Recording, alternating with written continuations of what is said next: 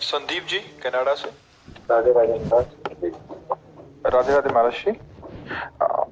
महर्षि इन्होंने काफी लंबा लिखा है। इसका भावार्थ ये कह रहे हैं कि जो नाम का भाव है, जैसे कोई संत महात्मा जपते हैं तो उसका एक अलग प्रभाव होता है, और जो एक नॉर्मल इंसान जपता है उसका एक अलग होता है। ये कह रहे हैं कि जैसे राम सेतु में हनुमान जी हैं। पहले इतना रुकिए फिर आगे बढ़िए।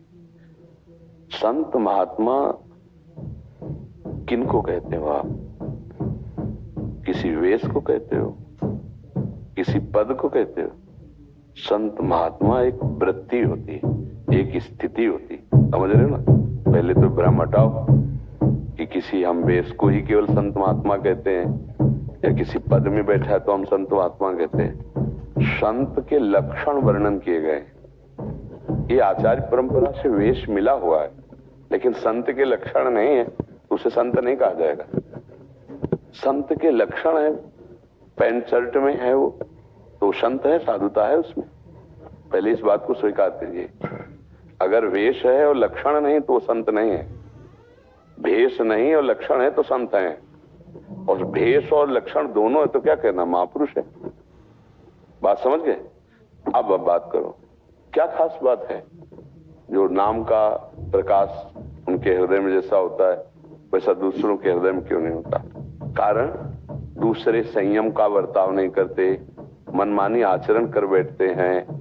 अगर मनमानी आचरण ना करें और शास्त्र सम्मत आचरण करें तो वही उनमें प्रकाशित हो जाएगा। कितने ऐसे गृहस्थ हुए जो महामहिमा में स्वरूप में स्थित भेष गृहस्थ महापुरुष, जैसे भाई जी हनुमान प्रसाद पोद्दार जी महाराज, पूज्य श्री जयदयाल गोविंदका जी महाराज, कितने ऐसे नाम तुम्हें गिनावे। और इतिहास भरा पड़ा है, गृहस्थी में रहे, महापुरुष रहे।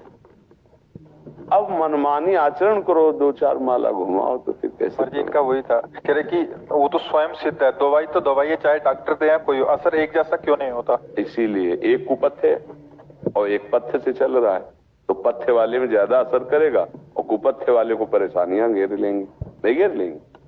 तो दवाई तो ठीक है, पाने वाले का अनुपान जो वैद्य ने कहा, सदगुरु वैद्य वचन विश्वासा संयम या न विषय का आशा। मनमानी विषय भोग करो, मनमानी आचरण करो तो फिर कुपथ्य हो गया ना। अब कुपथ्य होगा तो दवा तो बढ़िया है, अब आपको भारी विक्षेप पैदा कर देगी दवा, क्योंकि आप कुपथ्य कर रहे हैं तो परेशानी पैदा होगी। फिर हो सकता है दवा में असरदा हो जाए कि इतने समय तक जप रहे कोई लाभ तो मिला नहीं। जो पथ्य से दवा का सेवन करता है तो रोग बड़ी जल्दी नष्ट हो जाता है, औषधि अपना प्रभाव दिखाती है। ऐसे सदगुरु के द्वारा प्राप्त जो नाम मंत्र है, उनके द्वारा जो निषेध किया गया कि ये नहीं करना, वो नहीं करना चाहिए, तो आप देखोगे फिर वही रंग आप में आ जाएगा, जो संत में आता वही आप में आ जाएगा। संत का तात्पर्य है जो भागवतिक लक्षणों से संपन्न, दैवी संपदावान, निरंतर भगवत चिंतन परायण। अब वो चाहे वेशधारी हो और चाहे गृहस्थ हो, उसमें थोड़ी अंतर है। देखो विभीषण जी जब भगवान के सामने आए तो क्या कहा भगवान ने, तुम सरीखे संत प्रेम हो रे। और अपना परिचय विभीषण जी क्या दे, कि नाथ दशानन कर मैं भ्राता, निश्चर वंश जन्म सुरत्राता, सहज पाप प्रिय तामस देहा। ये अपना परिचय दे रहे। देखो संत की महिमा। और भगवान क्या कह रहे, तुम सारी खे संत प्रिय मोरे, धरो देह नहीं आन नहीं हो। मुझे लगता है कि हम अगर शास्त्र सम्मत गुरुजनों की आज्ञा के अनुसार अपने आचरण करें और नाम जप करें तो वैसे ही हमें लाभ प्रताप, वैसे ही भाव समझ में आएगा। अब मनमानी आचरण तो हमें फिर कैसे है? प्राय हम आचरणों में बड़ी कमी रख रहे हैं, चूक कर रहे हैं। आज जो है सत्संग भी सुना जा रहा है, साधन भी कुछ न कुछ किया जा रहा है, पर आचरणों में बड़ी चूक हो रही है। आचरण में चूक हो तो चलनी में गैया दुहे और दोष दयु को दे, हरिगुरु कहो न माने तो अपनो ही पल्ले। चलनी समझते ना, आटा की चलनी, अब उसमें गाय दुही जाए, कहा जाए मेरे भाग्य में नहीं दूध बदा है, तो इसको मूर्खता कहा जाएगा कि भाग्य कहा जाएगा? मूर्खता कह जाएंगे ना। तो जो मनमानी आचरण है फिर वो आपको कभी उन्नति का अनुभव, कभी अध्यात्म का अनुभव ये नहीं होने देंगे। आज मनमानी आचरणों की बाढ़ आ गई है, कौन भगवान की बात मानता है, कौन गुरुदेव की बात मानता है, कौन संत जनों की आज्ञा का पालन करना चाहता है। मन मानिया, जैसा मन बोले वैसे ही करना है, वही खाना, वही पीना, वही सोचना, वही समझना। कौन गुरु के वचनों के अनुसार चलता है। इसीलिए अगर गुरु वाणी पर हमारा विश्वास हो जाए और संत महात्माओं के जो आदेश उनके अनुसार, तो अभी आनंद आ जाए। ये तो हम मानने के लिए तैयार ही नहीं है कि जो संतों को मिलता है वो गृहस्थों को नहीं मिल सकता। ये हम मानने के लिए तैयार नहीं, क्योंकि ये बाहरी वेशभूषा है। आंतरिक चिंतन आपका किस कोटि का है, उसी कोटि से आपकी उन्नति होगी आध्यात्मिक। बहुत से ऐसे आज भी गृहस्थ हैं जो संत हैं, बहुत से ऐसे गृहस्थ हैं हमारी जानकारी में है। पति है, पत्नी है, और 10 वर्ष से ब्रह्मचर्य रह रहे हैं, 10 वर्ष से। यहां तक कि अमेरिका में है और वृंदावन से शपथ पूर्वक कई वर्ष से ब्रह्मचर्य रह रहे हैं। ये कैसी बात हो गई सोचो, 10 वर्ष से ब्रह्मचर्य, एक कमरे में रह रहे हैं, एक घर में रह रहे हैं। ये छोटी मोटी साधुता है।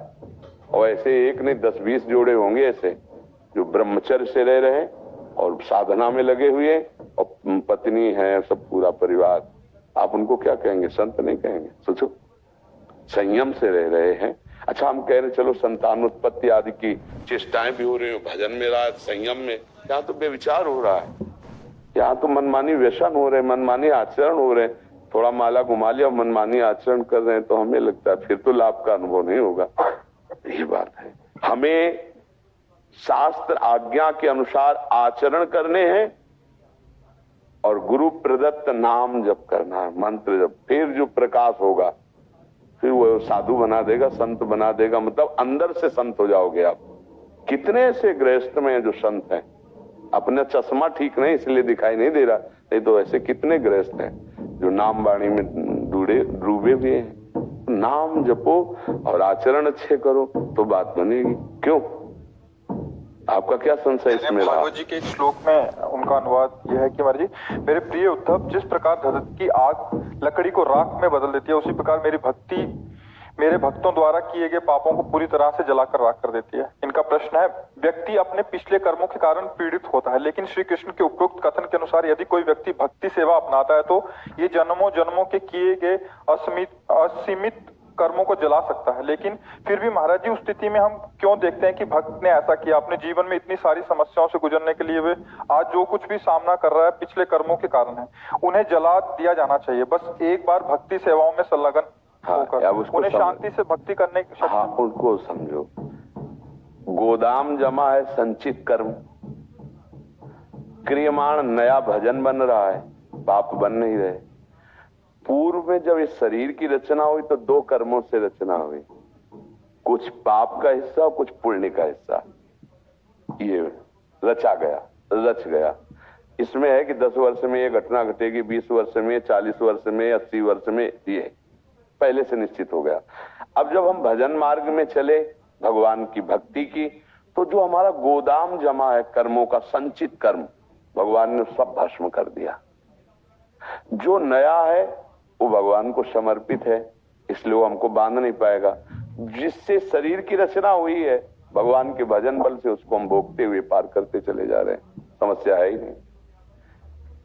जो छूट गया है तीर, अब उसे तूड़ीर में वापस नहीं लाया जाता। भगवान ने हमारी शरीर की रचना जब की तो 2 कर्मों से की, पाप और पुण्य दोनों। उस समय हम कोई भजन तो कर नहीं रहे थे, तभी तो हमसे पाप और पुण्य 2 ही कर्म हुए, भजन तो बना नहीं। अब हमें भगवान ने अपनी कृपा से मानो दे दिया। अब इसमें दुख सुख आएंगे जो पहले रच गए, पर जो हमारा स्टॉक जमा है उसे भगवान भस्म कर दिए। जो नया कर्म, नई खेती है, वो भगवान को अर्पित है, वो हमें बांध नहीं पाएगी। लेकिन जो प्रारब्ध रचना शरीर की हुई है, उसको बड़े बड़े सिद्धों को भोगना पड़ा है। बोले अमुक संत के कैंसर हो, अमुक संत को ये वो हो, अवस्था के अनुसार आएगा, अटैक करेगा, पर वो भजन में है इसलिए वो अटैक उसका कुछ प्रभाव नहीं डाल पाएगा। समय कटता चला जा रहा है, रोग अपनी स्थिति में है। अगर वो प्राण लेने आया है तो प्राण छूट जाएंगे, वो भगवान को प्राप्त हो जाएगा, खत्म हो गया झंझट। हिसाब किताब सब बराबर है पहले से ही।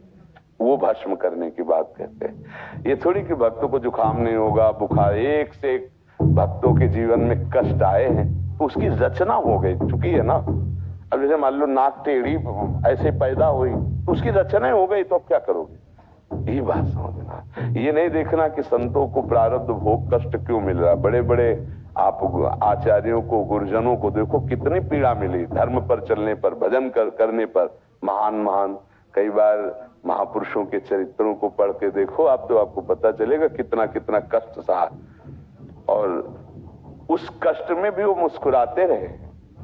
भारी कष्ट में भी उनके अंदर ये खास बात पकड़ी गई। कष्ट आना खास बात नहीं पकड़ा, उस कष्ट में भी वो इस कष्ट में भी परमानंद की मुस्कुराहट रही, कभी आह नहीं निकली। आप जो जैसे हमें रख रहे हो हम उसी में रह, जोई जोई प्यारो करे सोई मुहे भावे। प्यारे जैसे रख रहे, हाँ, तेरा किया मीठा लागे।